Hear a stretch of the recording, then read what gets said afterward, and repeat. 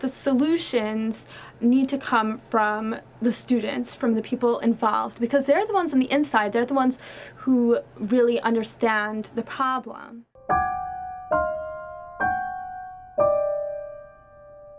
And don't worry, everyone will get a chance to speak, so feel free to say whatever you want. It's open discussion, and Stephen, why don't you go first? Well, I think that I have a right to be able to go to class and walk around freely, and she's been following me everywhere, hassling me, giving me a really hard time, and I don't like it. It's just... How does that make you feel? Makes me feel, I don't know, like... Uncomfortable? Yeah, it makes me feel very uncomfortable, like, How do you feel? What do you think? I think he should have thought twice before him and his friends decided to make fun of me. And when someone makes fun of me, I retaliate. Okay, And if you don't like that, then Linda. I don't know what to tell you. How would he make fun of you? He doesn't even know who you are. Well, who are you? I walked past you guys and you were laughing, so what am I supposed to I don't think? even know what you're talking about. When was that?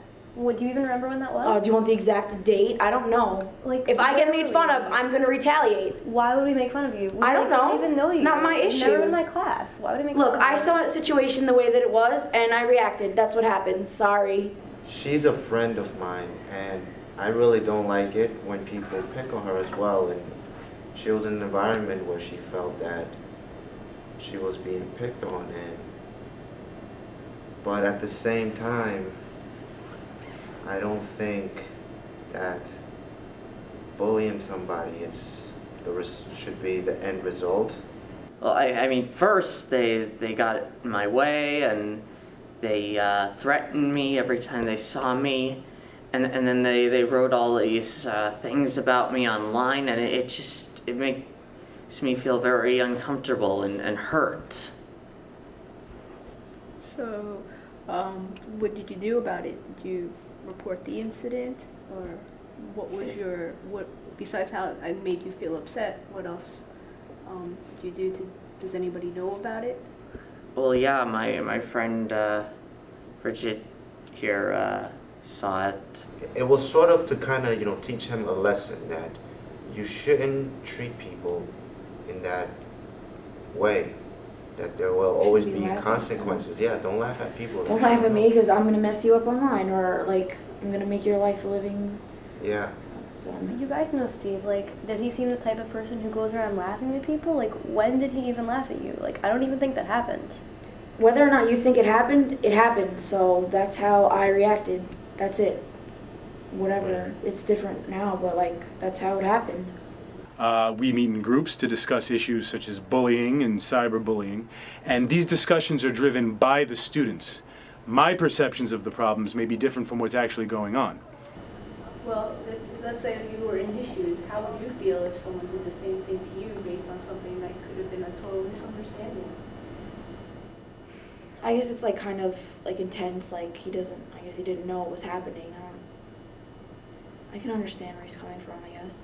So in the future, could you see some other way of resolving this rather than going up to him and bullying him? I guess I could have talked to them about it. It's not that easy, but I mean, for next time, I guess. Rethink on how to approach the situation? Yeah, I guess. Anyone else? Well, I guess try to think about how two wrongs won't make a right. So although I was standing for my friend, but I feel that, I did hurt him because I did push him around. Although I didn't really want to hurt him physically or anything, just to send a message across that. But by insulting him or scaring him, it didn't really make me the better person, or it didn't really make anything correct. Listen, I'm really sorry for the misunderstanding. I was sitting laughing at you. Me and Bridget were just fooling around, and when you walked by, it had nothing to do with you, I swear. Okay. I didn't know that then, but I'm really sorry that I was bullying you and making you feel like you couldn't come to school and stuff. I wasn't gonna hurt you, but I'm sorry about what I did online and everything. It wasn't right. I should have talked to you about it. I just feel like it's so bad if you start writing things about people online. Like if you're just gonna like bully someone in person and say whatever you want to their face, like that's bad enough. But once you write it like on your Facebook and you write it in other places, like everyone sees it, and it's really damaging. It spreads so quickly, and the things you write there, you really never take back. Like once it goes into the internet, it's like the entire world sees it, and it's really very damaging for people. It really hurts them. And, well, it felt good that we were able to talk in the class about what happened, and it was able to confront her and clear up the whole misunderstanding. And I think that with time I'll be able to put this whole thing behind me.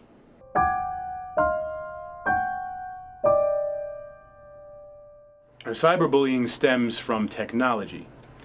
Cell phones, computers, online communities such as Facebook and Twitter and so on. Now, we're looking into solutions that include technology. These would include virtual reality, where students can experience these scenarios from all points of view safely. This way they could better understand one another. There are virtual environments where students can understand and safely experience a bullying situation, and these have been seen to be very effective in anti-cyberbullying programs. When we did the virtual learning, I got to see how Steven felt, and it was really shocking. And I just experiencing it from his point of view was just overwhelming, and I can't believe that I made him feel like that, and it's just really upsetting. And in the virtual learning, I was able to understand both perspectives from the bully and the person that was being bullied. I mean, when I sent the things out on Facebook, I was just expecting to send it to a couple of my friends, and the next day it felt like the whole world knew what was going on, and people that I didn't even know read what I wrote, and it affected the community and not just me and my friends and just joking around. It's not funny because everybody knew about it, and it affected him so much that it just I could have ruined his whole life in one statement on Facebook. It's really upsetting.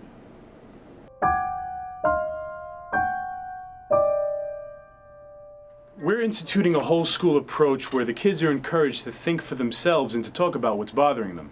Each child or teen is treated individually. So at our school, we started this new policy. They call it a whole school policy. And what it is instead of people having peer pressure to be bullies, we're doing the opposite. We're peer pressuring people to stand up against bullies. So everyone encourages everyone else not to just sit by and let bullies let bullies do their thing. So be polite to others online. Do not reply to cyberbullies.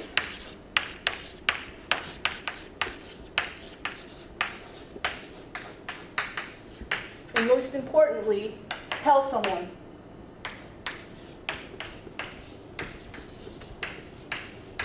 And report the incident.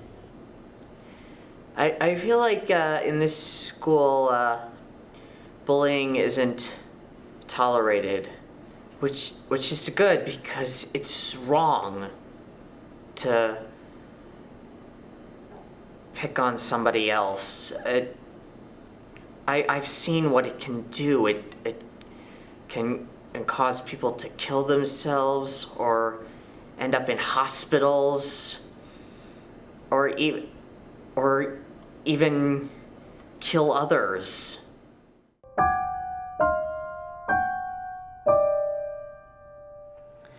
%60 of the people involved in bullying are the bystanders, the people who gather around, who watch the incident, whether it's on the schoolyard or online, who watch the page.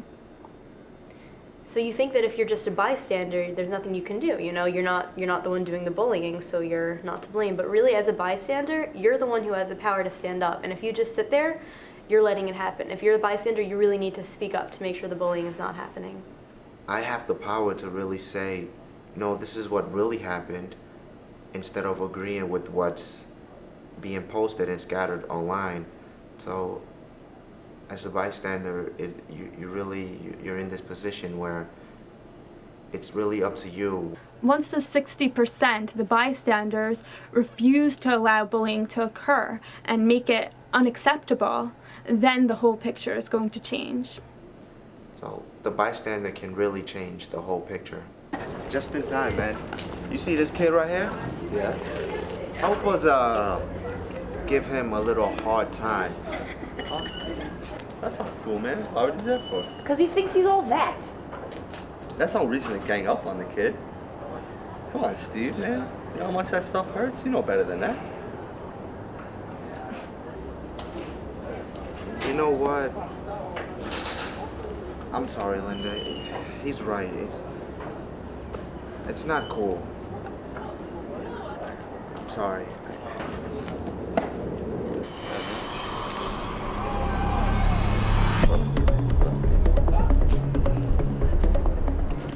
The problem is cyberbullying occurs outside of my jurisdiction, and so the rest of society has to get this too. They also need to feel safe discussing this with adults and alerting adults to the problem. We're trying to create a more mutually understanding society, because only if society steps up and says no to bullying will we be able to solve this problem.